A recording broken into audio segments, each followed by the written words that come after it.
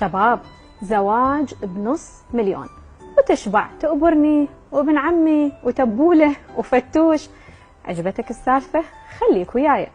تروح لسوريا وبالتحديد للريف، تقعد هناك وتسأل منو عنده بنية للزواج، طبعا يكونون من عائلة محترمة من أخواننا السوريين. تقضي لك بالزايد شهر، تلقى بنت الحلال أحسن لك من هالغلا، 30 ب50، 50 ب50، غير اللي يقول لك أريد بيت باسمها، سيارة ومدري ايش قد ذهب. عمي دا تتزوج ترى ما دا تكون لها نفسها، زين عيني أخذ لك سوريا خلقة وأخلاق وتواضع.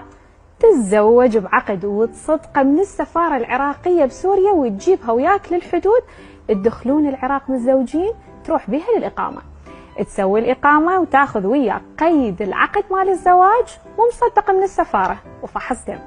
ينطوها 3 سنوات إقامة، خلال 5 سنوات راح تصير عراقية، وأبوك الله يرحمه وش بعد سوالف.